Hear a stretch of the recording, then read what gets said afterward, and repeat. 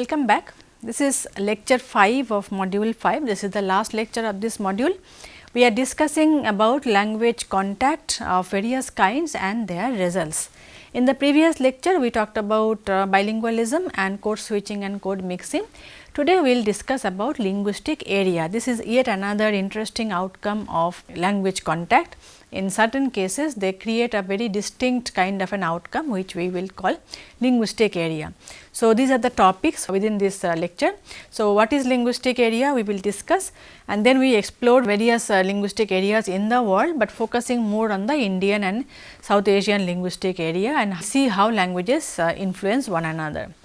So, linguistic areas represent one of the most fascinating phenomenon in language contact studies, because this is not very common, but this does happen in certain cases. So, what creates a linguistic area needs a certain kinds of socio-cultural geographical setting give rise to linguistic area. So, what are those conditions? When languages coexist in geographical proximity for extended periods, they begin to share structural features, not just through genetic inheritance, but through sustained interaction. This is very important. This is the crux of the matter in case of linguistic area. When languages which may not be connected genetically, meaning they are not from the same language family, but they have been living side by side over a long period of time within the same geographical area, they tend to start sharing each other's features, structural features, and eventually they start to look like each other, so to say.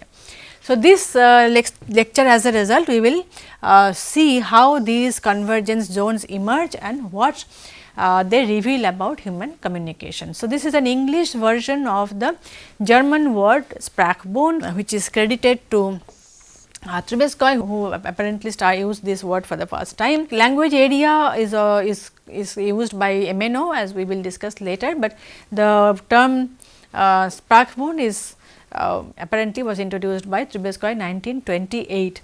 So, this is a geographical region containing group of 2, 3 or more languages that share structural features, and they have been in contact for a long time.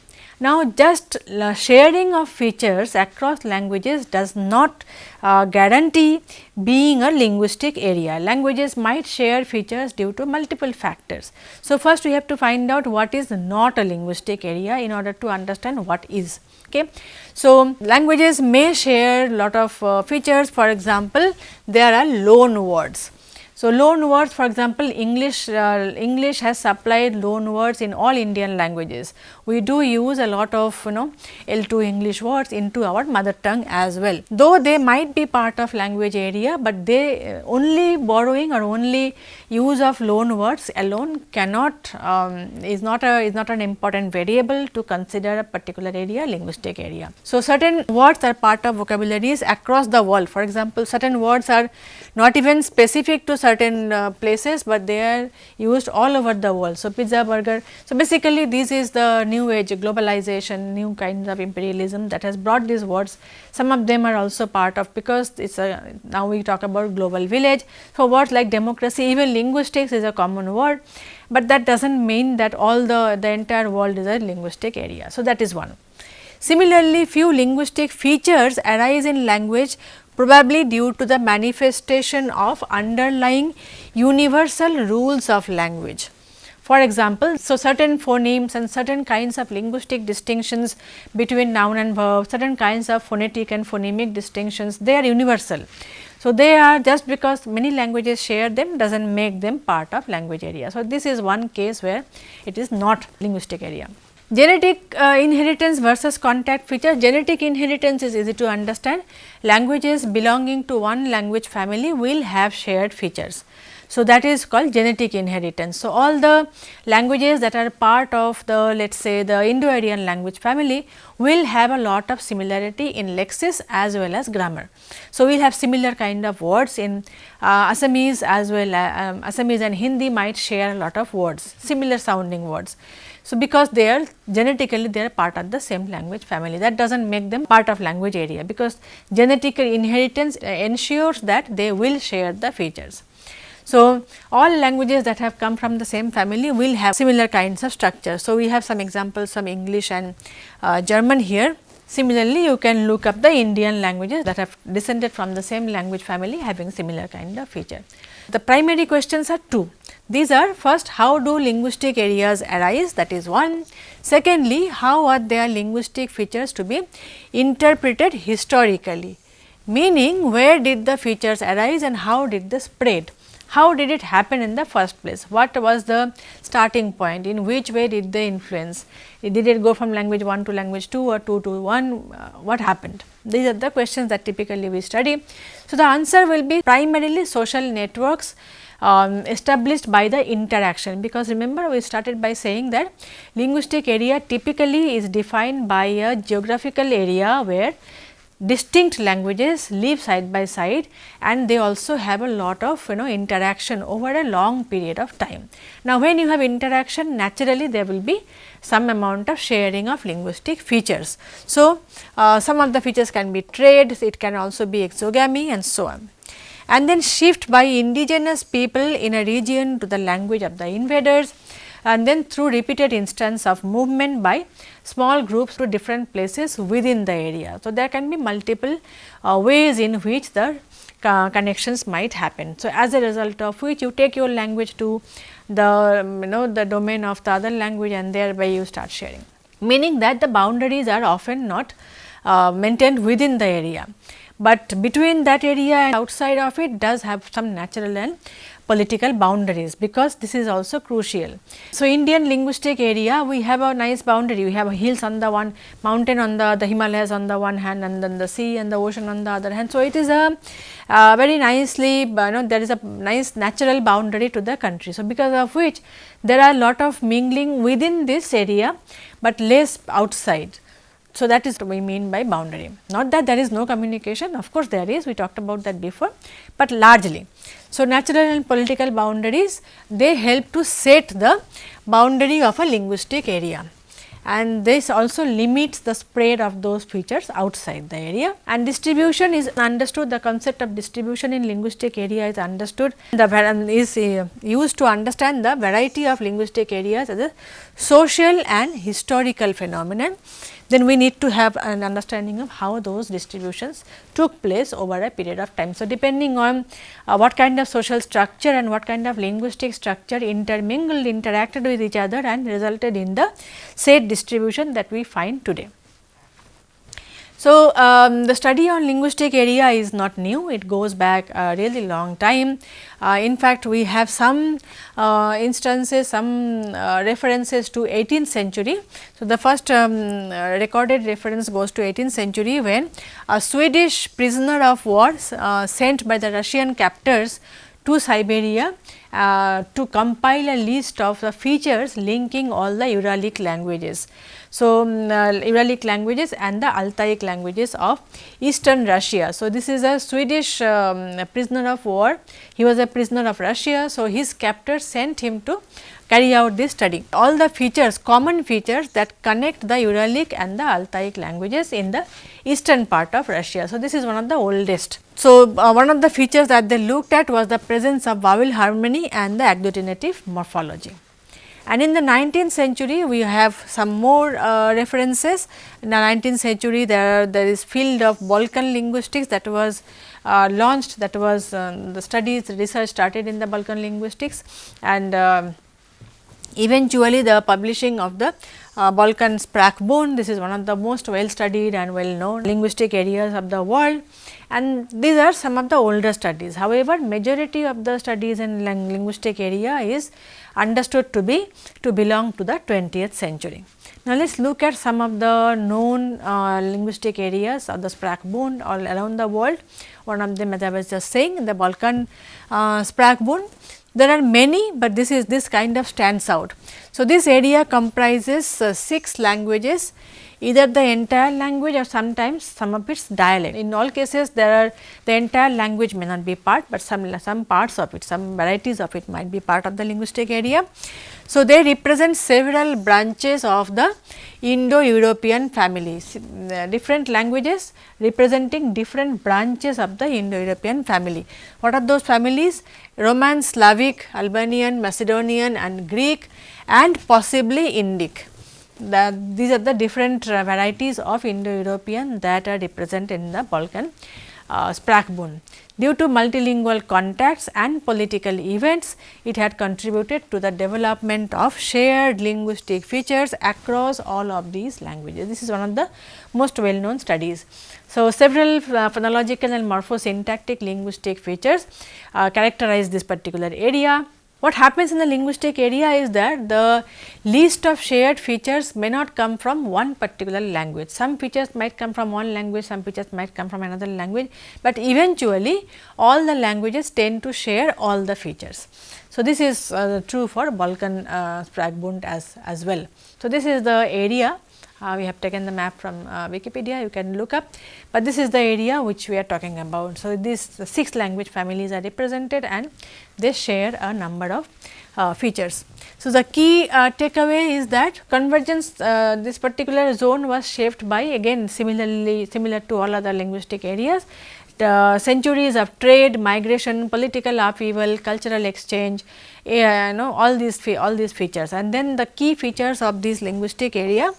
These are the key features. So, linguistic areas emerge from sustained contact, which is true here as well. Multiple languages must be involved, true for here as well, and so on. So, these are the typical key takeaways for Balkan Sprachbund. Then there are many other European part of the linguistic, in fact, Europe has more than one linguistic area. Balkan is one, Baltic is another, there are many other also. So, for example, Northern Eurasian Sprachbund. So, there is also the standard average European and so on. So, this is the Baltic is the other one that we will discuss.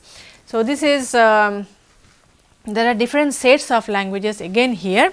So, this is belonging to 2 or possibly 3, depending, some scholars say 2, some say 3 different families, and they create the Baltic family. So, one of them is the Uralic languages of the Finnic branch, including at least these languages. The other main members of the linguistic area are several members of the Balto-Slavic branch plus minus Latvian, Lithuanian. So, these are the languages that are part of the Baltic linguistic area Sprachbund. Some scholars do suggest that even the Turkic language Karaim also belongs to this, but some do not agree. So, that is the Baltic. This is again the map where the linguistic area is seen. So, these are the Uralic languages. Now, let us discuss about Indian linguistic area, that is the linguistic area that we have here. Now, India has 6, and some scholars do say there are 7 language families and spread over a large region. India is a large country and we have 6 or 7 language families. So, primarily the language families are Indo-Aryan. These are the major ones, the Indo-Aryan, Dravidian, Austroasiatic, Tibeto-Burman, Andamanese and Tai-Kadai. There are some language isolates as well, but we are not discussing it here. These are the primarily the 6 families.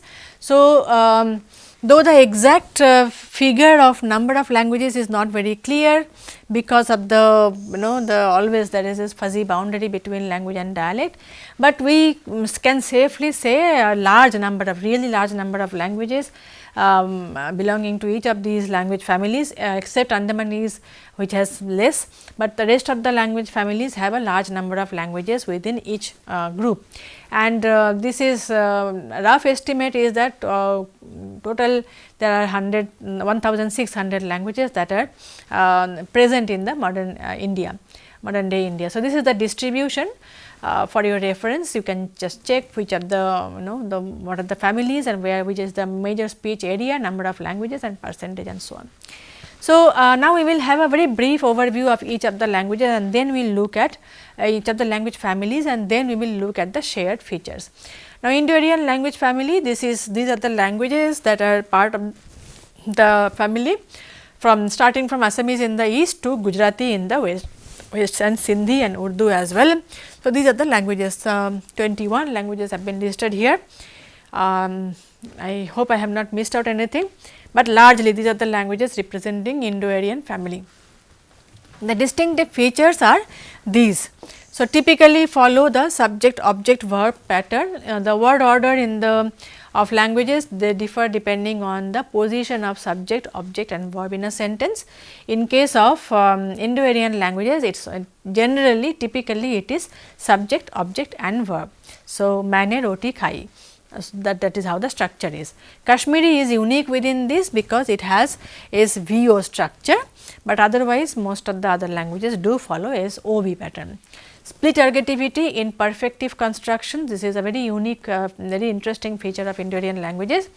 We use postpositions rather than prepositions. So, table K upar, so the marker comes after and rather than before the noun. Then phonemic aspirations are there. So, aspiration is phonemic. So, kha and gha are phonemic rather. So, you can contrast ka and kha, they create different words, that is what we mean by phonemic aspiration. The ergative case marker ne in perfective constructions is distinctively Indo-Aryan, absent in Dravidian and rare in Austroasiatic and Tibeto-Burman language. So, these are the typical features of Indo-Aryan language family. Dravidian family, we know all the languages, most of the languages in the southern part of the country. So, starting with Kurgi to Tulu and Tamil, Telugu, Malayalam, Kannada, many other languages. So, Kuruk and Orao, these are spoken. Kuruk and Orao is spoken in the northern part. Tamil, Parji and so on, so forth. Among them, the classical languages are these. So, Tamil, Telugu, Kannada and Malayalam, these are classical languages identified as by the government of India. And then the distinctive features are these. So, strong agglutinative structure, each grammatical function is expressed by a separate suffix, that is what we mean. No phonemic aspiration. Phonemic aspiration is typical of Indo-Aryan languages. In the Dravidian languages, phonemic aspiration is not there. This explains why Dravidian speakers often neutralize aspiration in Indo-Aryan languages. So, Bharat becoming Bharat is a common feature in many of the southern languages. That is what we mean by the aspiration being absent in the Dravidian speaker. Then use participle construction in place of relative pronoun, for example, these. So, the boy who came, rather than using that, this is how you use it. So, this is boy. So, this is how you use the aya hua bachcha kind, aya hua ladka. So, the boy who came. So, this is what we mean by participle construction rather than relative pronoun. No separate relative pronoun exists unlike English or Hindi. These are typical features. There are of course many others, but these are the ones that are important. Similarly, Austroasiatic language family, this is yet another large language family. This is, there are two branches, two important branches, the Mundari branch and the Mon-Khmer branch. They are also geographically distributed, right. So, Mundari branch is concentrated in the central and eastern India, especially in the Chotanagpur region. Major languages are Santali, Munda, Ho, Khariya, all these languages. In the Mon-Khmer branch, on the other hand, this is more common in the northeast. So, Khasi is a prominent Mon-Khmer branch representative of the Austroasiatic language family. And I have also listed the languages here of this family.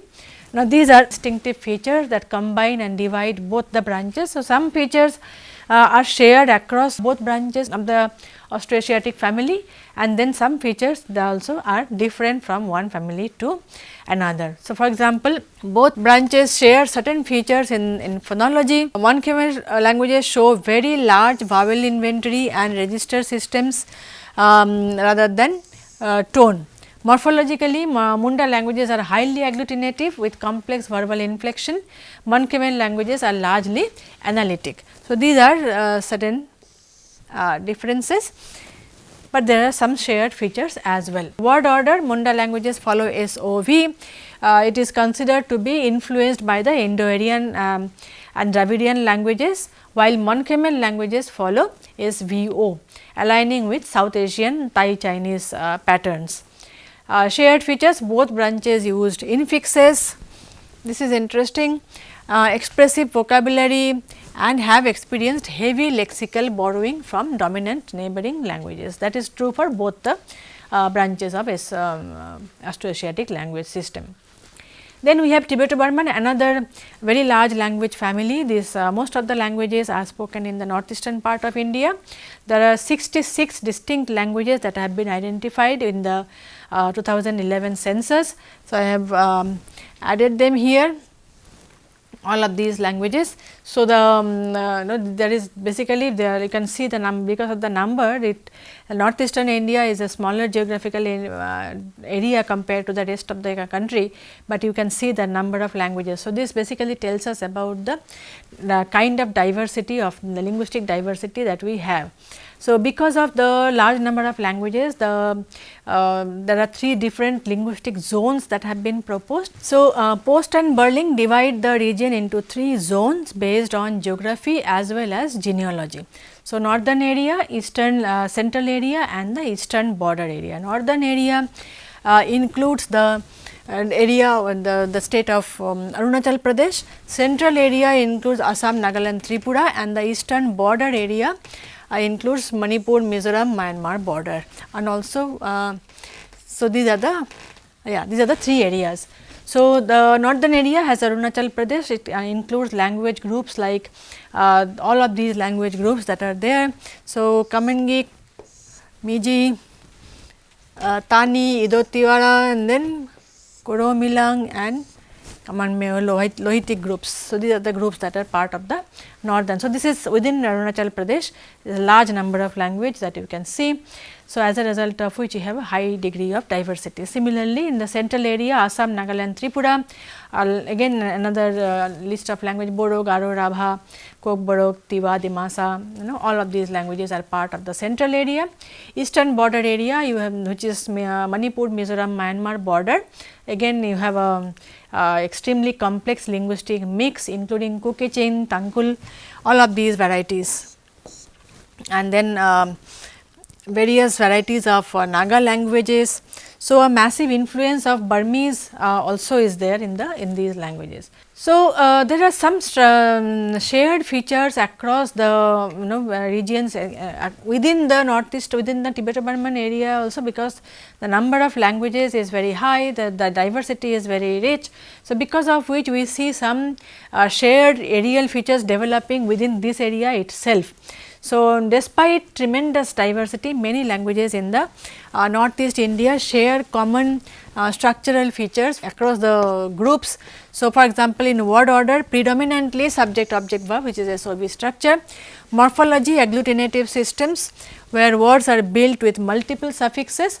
Tone system is common across many of these languages, but often irregular or low in functional load depending on the language. So, in some cases it has more load in terms of function, but in some cases less, but tone seems to be common. Phonology, few retroflex sounds, almost very negligible amount of retroflex sounds.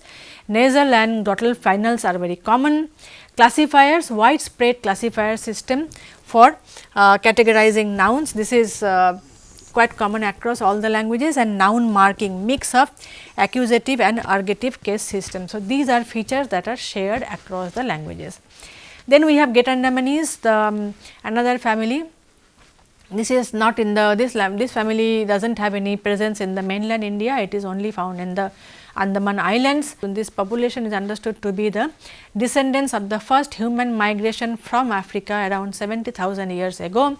Majority of the findings on this language is credited to Anvita Abbi. Multiple studies have been carried out in this by her group. So, these people are understood to be the pre-Neolithic hunter gatherers of Southeast Asia and India, the original residents of this region, the last remnants of the early migration. Abbi studied these languages from multiple perspectives of historical linguistics, typology, including the extra linguistic evidence, anthropology, genetics and archaeology to establish Get-Andamanese as a separate ancient language family unrelated to the mainland languages in India. So, that is why we consider it as a separate language family now. Within these there are two families also, again the two divisions, that is the Angan family and the other one. Genetic confirmation of Angan family also comes from the genetic studies. This is Angan and the Get Andamanese family. So, the Angan is the Onge and Jarawa family, Jarawa languages, and Get Andamanese includes Jeru, Bo, Khora. In fact, Get Andamanese had 10 different varieties of languages within itself. Now, of course, many of them are lost, only few remain, but these three are the major ones. Onge and Jarawa are still there. So, these are the two families within that. So, genetic confirmation also supports her hypothesis. Linguistic features, Abbi argues that Get Andamanese grammar preserves archaic structure possibly dating back tens and thousands of years, because these structures are not found in the other languages in mainland India. So, in terms of phonology, there are 7 vowels, no central vowels. Morphology, very long words up to 7 syllables we find. In morphology, we have in phonology have aspirated and retroflex pairs. This language also has some unique sounds which are not common in the rest of other languages in India. So, complex consonant clusters are part of this language group as well. One of the most interesting findings on Get Andamanese language family is the domain of body division system, which may represent an early stage in human language evolution as proposed by Abbi, where humans conceptualize the world through the body. So, that is this understanding of the division of the human body, and based on that the rest of the conceptual planes are understood. So, there is a very interesting vocabulary in this language that shows that classifier system is also very rich. So, all of these are grammaticalized. So, body part class markers on a word classes, grammaticalization from concrete to abstract, and it may represent archaic language structure. A very interesting domain within this language that is not found in any other place. Language regional varieties are also there. So, phonological system, both the groups have the 7 vowel system. Jarawa has 28 consonants, whereas Onge has 19. Onge lacks the aspirated sounds and the sound pa. Some shared features are also there across these groups.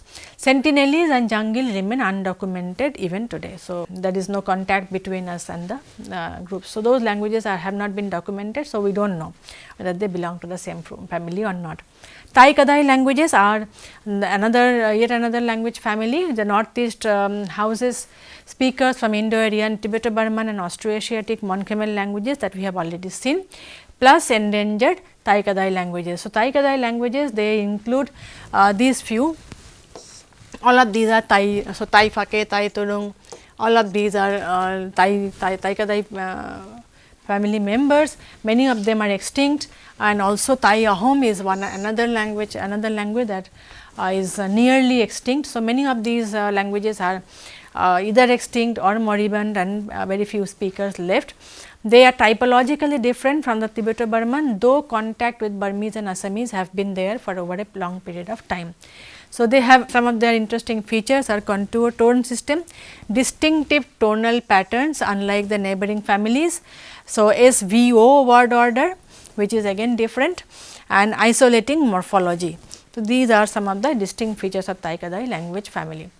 Now you see there are all these 6 different language families in a country, and then each of them having their separate distinct features, including word order, including the level of phonology, morphology and even syntax and so on. So, there is a lot of differences. Now, one of the main reasons for many scholars have proposed that one of the main reasons for the multiplicity and diversity of Indian languages in India is because of the tribal languages, because the rate of bilingualism and trilingualism is very high among the numerically speaking, they are very high among the tribal population rather than the other. So, this is a kind of a graphic representation of the languages. So, you have English and Sanskrit at the top, and then the scheduled languages and the dialect of scheduled language, dialect of non-scheduled, and these are the languages which are not recognized. Which are not recognized by Indian constitution, this is less than 10,000 speakers, and these are the highest number of speakers. They have the highest number of in total, the number of not recognized languages having among themselves the largest number of speakers. This is a visual representation of the different varieties of language as recognized in the census and the number of languages represented. So, scheduled languages are 22 and like that. Now, India as a linguistic area was proposed by Emino way back in 1956. So, this is again Emino was somebody who popularized the idea, but again this idea also goes back in time. For example, Kumarila Bhatta's Tantravatrika 7th century CE demonstrates early attempts to explain lexical similarities between Sanskrit and Tamil, reflecting in an awareness about maybe ideologically framed, but the similarity between Tamil. In fact, there are multiple studies the interested ones can look up. In spite of the claim that Dravidian family is different, which was actually proposed by the British, there are actually a large number of Sanskrit words present in all the Dravidian language family languages. So, the number might be different from one language to another. So, Malayalam has a very high degree of Sanskrit words, Kannada similarly, Telugu, Tamil has less, but it does have a lot of Tamil Sanskrit words as well. So, one of the earliest studies to find similarity and between Sanskrit and Tamil goes back all the way to 7th century. So, the idea the awareness about such things, that similarity across languages within a geographical domain has been there, though the popularity of the term language area in Indian context was is due to Emino study. Now, what are the typical features within Indian linguistic area? These are some of them. We have already seen the different features of different language families. Now, these are ones that we share. So, retroflex sounds are something that are shared, SOB word order, absence of preposition, morphological reduplication. Reduplication is a very common feature across India. Every language uses them. In fact, some languages have very creative use of them, but some languages have less, but it is there. Reduplication is when you repeat the same word, either entirely or half of it. We will see some examples later. Echo formation, reduplicated verbal adverbs and so on and so forth. So, these are some of those features. Now, let us see the shared features. So, retroflex consonant is a distinctive phonological feature shared across unrelated language families in India. Retroflex sounds are the ta, da, those sounds. They sound a little strong in Tamil and other Dravidian languages and maybe a little less, but then the retroflex sounds are there in most of the Indian languages. They are slightly less in the Tibeto-Burman family, but rest of the country has all the other languages do share. Reduplication, repetition of words or syllables for emphasis or grammatical purpose, this is also quite common. SOB structure and compound verb. Compound verb structure is another very interesting and very productive way of productive construction and a structural feature in Indian languages. Let us see some of them, some examples. So, compound verbs, this is considered a South Asian signature format. So, what is a compound verb? Compound verb basically has two verbs. So, two verbs used side by side. So, one of the verb, the first verb in which is also called the polar verb, it carries the primary meaning, and the second verb has this adds a semantic nuance. So, aa gaya, no, aa gaya doesn't, so aa gaya comes from ana and jana, aa and gaya, so to come and to go, but aa gaya does not mean aya and gaya. Aa gaya means that gaya part, the second verb, it adds a nuanced semantic color to the concept of ana. So, that is what aa gaya means. So, this is a compound verb in South Asian structure. So, polar verb plus the vector verb. So, the main verb and the light verb, second verb is also called the light verb. All Indian languages have this particular structure, aa gaya, kha gaya for example. So, kha gaya is like to eat and to go put together. Now, kha gaya does not again mean the khaya and gaya, he does somebody उसने वो पूरा chocolate खा गया. So, here वो पूरा chocolate खा गया means that some X, he or she ate all the chocolates. Now, खा गया, at that gaya part adds the nuanced meaning of the speaker not expecting him to eat all the things. थोड़ा खाना था, पूरा नहीं खाना था, but खा गया. So, this is what we mean by a vector verb. So, the second verb adds a touch, extra touch to the meaning. So, those extra touch can be completion, directionality, suddenness, violence, deliberateness, many things. This is a rather rich the attitude, for example. So, the example I gave you just now, kha gaya, is reflects the speaker attitude. Speaker was not happy with the other person who ate all the chocolates. All of this can be expressed. So, these are some examples from Hindi, Bengali and Telugu. And then conjunct verbs. So, conjunct verb is yet another very interesting and very productive structure that is found in most of the Indian languages, because it is a linguistic area and all of them share. So, the idea here is combining a noun or adjective with a light verb. So, to do or to be. So, for example, you use the structure is like this. The patient of the conjunct verb is often a genitive adjunct in some Indo-Aryan languages, but dative marked in Dravidian. So, structurally they might be slightly different, but this structure exists. So, this is an example of, so maine Ram ki madad ki. So, to the verb to do or to be is added to either a noun or an adjective or some other grammatical category, and it gives a different meaning altogether. So, for example, this. So, I Ram ko, so the Ram ki, so this is the genitive marker here, help, and this is what the conjunct verb structure is looks like. So, basically it means I helped Ram, but madad is help and then you madad do. So, basically I help did, I of Ram help did, that is the structure. So, this form of do verb is added to the word for help, and then that is the conjunct verb structure in Hindi. Reduplication, again a very productive form. It can affect adjectives, question words, verbs and adverbs. Again you can look up Abhi 1992. For this, sometimes it provides emphasis, also it uses distributive meaning, intensify actions and so on and so forth. मैं बोल बोल कर थक गया. So, बोल बोल कर is, this is how. So, I speak got tired. If you literally translate it, this kind of a structure, I talk got tired, बैठे बैठे थक गया, and बोल बोल के थक गया, बैठे बैठे बोर हो गया, and वो घर घर जाके भीख मांगता था. This is an example from Abhi. So, this is an example of reduplication, where you double the word. You say it twice to add a meaning. So, ghar mean in Hindi means every house. Similarly, baithe baithe matlab the continue, it tells us the continuation of the action. So, you kept sitting. So, sitting basically, if you translate this literally, it will be sitting. In fact, this is so common, some TV commercials also used it. There used to be a TV commercial of some soft drink, where they had used that the tagline was baithe baithe sitting something. So, this was used in English. In English we do not talk like this, but sometimes you do find Indian English using this reduplication structure even in English language.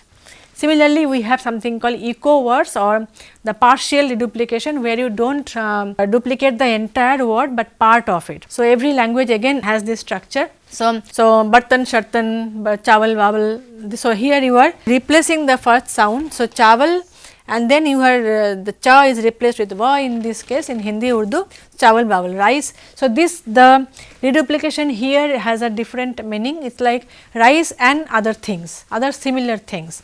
So, chai vai. So, chai vai means chai. If you ask somebody for chai vai, you do not mean only chai. Chai and something else, biscuits or samosa in Indian context, something like this. So, that vai is the others, another some things which can go with chai. So, that is what is partial reduplication, also called echo words. This is also prevalent in all Indian languages. Conjunctive participle, this is also very common. So, these are non-finite verb forms, minus finite, tense less, used for subordination preferred over explicit conjunctions to conjoin sentences. So, for example, घर पहुँच कर सब्जी काट कर हम लोग खाना बनाते हैं. So, you are not finishing the sentence, घर पहुँचे नहीं, that कर part is called the conjunctive participle. So, you are using the non-finite verb. This marker is homophonous with past tense in many Dravidian languages, functions like sequential actions. So, I did this followed by this followed by that. So, kar you add. So, घर पहुँच कर after reaching home, सब्जी काट कर after chopping the vegetables, then we cook. This is the idea. Similarly, you have in Tamil also the similar kind of structures have been reported. Every Indian language has this. And the quotative is a unique complementizer. The quotative is post sentential complementizer that occurs to the right of the embedded complement clause. It is derived from the verb to say and is consistent with the SOV word order prevalent in all Indian languages. This is found in all. So, Dravidian, Tibeto-Burman, Munda, Indo-Aryan languages, it is very common. Many of these languages do use. This is there in Sanskrit as well. The iti is the. So, somebody said iti, so that somebody said like this, bol ke, wo bola. Now, in Oriya you have boli. So, this XYZ boli, he said. So, I am quoting the other person, that is the purpose of using this. So, this has acquired multiple functions beyond complementation, such as reason marker, purpose marker and identifier. So, who said this? Raming or labeling. Subbarao has listed 30 functions in South Asian languages of the quotative marker. There are multiple variations, some examples here from Malayalam and Sanskrit there, you can look up. Null prominence, which is called pro drop, which is a common feature again in Indian languages. So, what happens here is that our languages allow dropping the subject or the object pronoun, because the verb agreement or context indicates who the referred person is. So, you do not have to always mention. So, for example, in Hindi it is very common, ha likha, it is understood that maine likha, right. So, the subject is I, or depending on, let us say, an example in English would be am eating, खा रही हूँ, लिख रही हूँ, जा रही हूँ. So, if you say this, the English equivalent will be am writing. Now, am writing does not say anything about the person. If you say am writing, then it is that I am writing, but if you cannot still drop the I in English language, but in Hindi लिख रही हूँ is enough, you do not have to say मैं लिख रही हूँ. It is understood, subject is understood. So, this is why it allows us to drop the pronoun, often it can be null. So, the pronominal can be null, or it is called pro drop feature. So, that is also there in all languages. So, this is an example from Telugu and this is from Hindi Urdu. There are other languages in the world which allows pro drop, but in India it is prevalent across the language families. Then we have free word order or scrambling as it is known. So, a typical word order will be SOV. However, languages allow a lot of scrambling. So, you can mix and match the S. In fact, it adds a nuance of meaning as well. So, most Indian languages except some Tibeto-Burman ones exhibit free or flexible word order, allowing elements to move for emphasis. For example, मैंने खाना खाया और मैंने किताब पढ़ी. मैंने खाना खाया, मैं वहाँ गया, like this. And then let us say somebody is asking you again and again, nagging you, खाना खाया कि नहीं, खाना खाया कि नहीं, have you eaten or not, multiple times, and you are irritated, खाया मैंने खाना, and the grammatical structure is not violated. This is also a grammatically correct sentence, but you have added, you have brought the verb in the front. So, खाया मैंने खाना. So, now it is verb, then subject, and then so khaya मैंने subject and then the object. So, this is possible. This is called a flexible word order, which is again a very common feature of Indian languages. Many Indian languages across the families. Similarly, verb fronting. For example, the main verb along with auxiliary. So, देखा किसको था आपने? Whom did you see? किसको देखा था आपने? देखा किसको था आपने? Object fronting. So, the direct object किसको may be fronted. किसको देखा था आपने? आपने किसको देखा था? किसको देखा था आपने? All of these. So, these are certain types of flexible word order. Absence of tense harmony is also there. In most South Asian languages, the tense of the main clause and the embedded clause need not agree, unlike in English. So, Hindi Urdu, बच्चों ने लिखा था कि हम शिमला जाएंगे. So, here the children wrote that we will go to Shimla. So, main verb is likha tha and then the embedded is future. So, they do not need to be the same type. So, the main verb and the main clause and the embedded clauses may have different tense marking. So, this is called lack of or absence of tense harmony. So, these are some of the features, shared features. Of course, we could not discuss them at length, but you get the broad idea about what are those features that are markers of India as a linguistic area. Now, this is a new initiative by Central Institute of Indian Languages called the Bharatiya Bhasha Parivar Initiative. It aims to foster systematic research on India as a linguistic area, kind of an updating of the studies. Of course, these studies have been going on for a long time, but now there is a portal where it brings together scholars from historical linguistics, dialectology, sociolinguistics and computational linguistics to study Indian languages in an integrated framework. So, this is one recent initiative one can look up. So, this is where we complete this lecture, and with this we also complete the module 5. In module 6, we will continue to discuss the impact of language contact in other domains, but for now this is the end of module 5. Thank you.